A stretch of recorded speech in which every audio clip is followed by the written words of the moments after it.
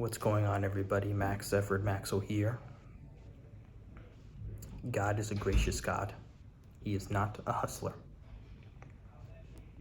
Now, what do I mean by this? Going back to my last video when I was exposing that false prophet of that self-improvement program, I was told that God expects me to spend 1 hour of quiet time a day with him. And if I do not do that, he will call me prideful. He will call me selfish. And he will punish me for not spending that time with him in that specific way. And that is completely false. God does not punish you for not following him in a specific way. He is a gracious God. He wants you to take this journey of following him at your own pace. Whether that's 1 minute of reading scripture, whether that's 2 minutes just sitting by yourself and pondering his existence, taking your time to get to know him. Because in this world that we live in today, a lot of people do not believe in him. The world has convinced us that he is fake, that he's not real. That what is real is something that our eyes can physically see. And you know whether God is calling you based on your gut feeling. Your gut feeling really is God calling you. And other people will say intuition, but in a larger context, in a more spiritual context, it is God guiding you of whether or not you should be making that decision. And we've had that intuition all our lives, but most of the time we haven't trusted our own intuition and gone the easy route of going by peer pressure from other people or making decisions based on other people's behalf, because we weren't taught in school how to trust our own intuition. Well, I mean, you could say trusting their own intuition in terms of make sure if somebody hands you a cigarette, you don't take it. But it's basically been aspects of if somebody's attempting to hand you something. It's not or somebody's attempting to give you something that could harm you, like physical attributes. The school does not teach you about how to trust your own intuition when it comes with whether signs of a person is good, bad, if somebody is struggling mentally. They don't not teach you how to deal personally with relationships with people. They do not tell you that, you should make sure you spend time with yourself and avoid this specific person because of these signs. They don't tell you that in school because they do not know what goes on as a whole in terms of the spiritual realm. And God is also making sure I'm being particular with my words, because I want to make sure I'm not leading people astray. God is using my tongue to speak particularly. So if I'm pausing a lot, that is why. And this is something that I've experienced not just within that false prophet self-improvement program, but also when I was watching self-improvement videos on YouTube 2 years ago. I remember when I would always be consuming them, looking for wisdom on the outside as opposed to getting into his word, because that was before I knew who God was. That was before I didn't fully embrace him. And I was just watching these self-improvement videos on YouTube telling me, if you want to get here, you have to do this and you have to do this. All these going after these outside sources. And you know what it is when you go down that self-improvement rabbit hole. You watch one video and the video tells you one thing, but then you watch another video and they tell you something else. So you're constantly in that spirit of confusion all the time. Like just when you're just keep watching those self-improvement videos. And And this is also true in terms of like both self-improvement videos and both people that you go towards. Similar to that program I went towards because I didn't know God himself. Instead of connecting with him myself, I went towards another person. This was a pattern that preceded middle of last year when I was in a toxic relationship. I went towards this person because I didn't know who I was. I didn't have Christ within me. I didn't trust myself. So I kept going towards other people because I thought, okay, I'll find myself more if I go towards this person.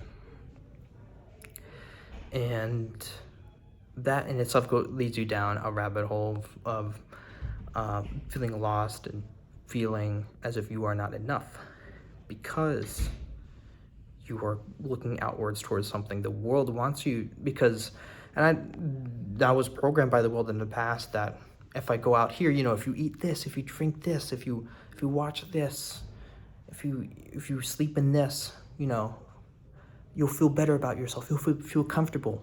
They don't teach you about how to face your own inner dialogue, your own inner demons. They always tell you to go outwards.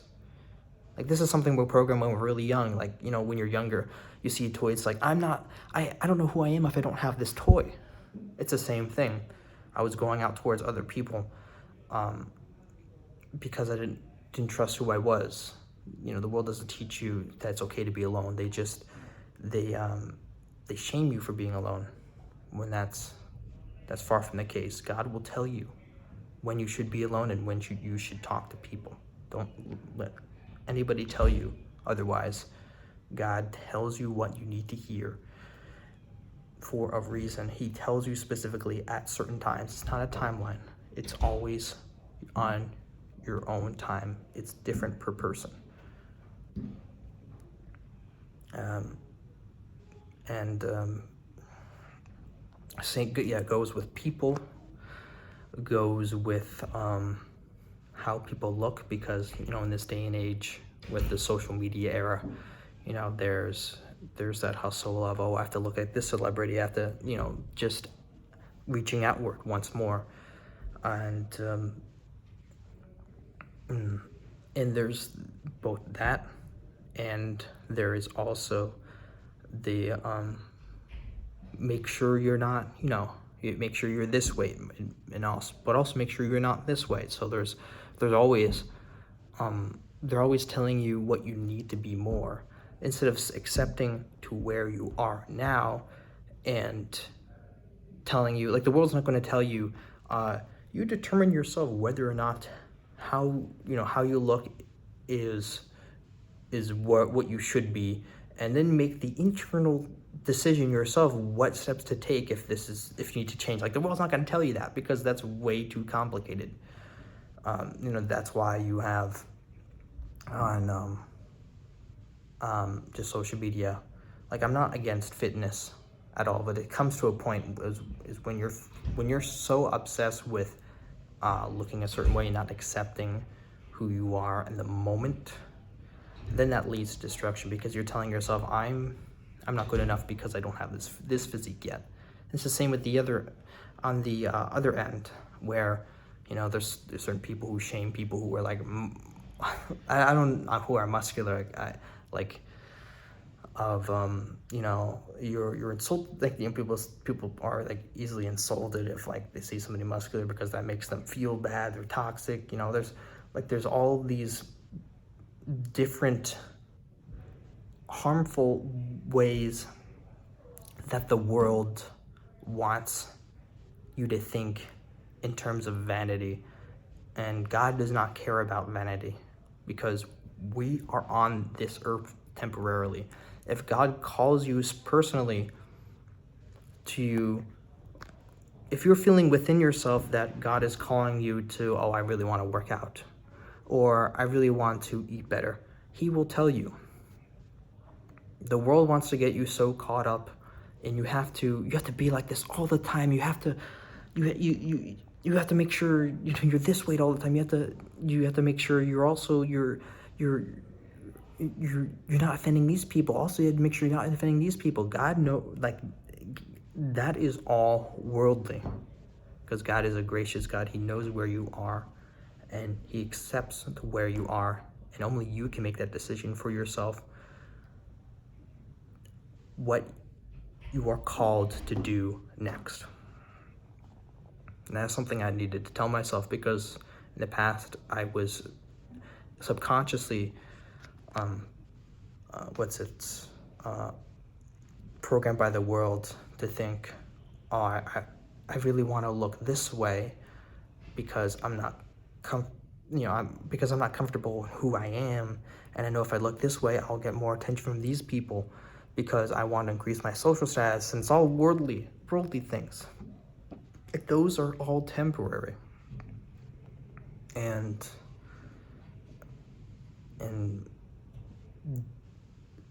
God will know your measurement of who you are as a man, of who you are as a woman, based on whether you are focusing on Him or if you are focusing on the world. He does not define your masculinity or your femininity based on how your body looks. He does not define you based on,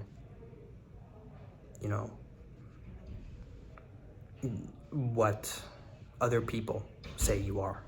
He defines you based on His own terms. Nobody else can tell you otherwise. Thank you for watching. Max Effort Maxwell, signing out.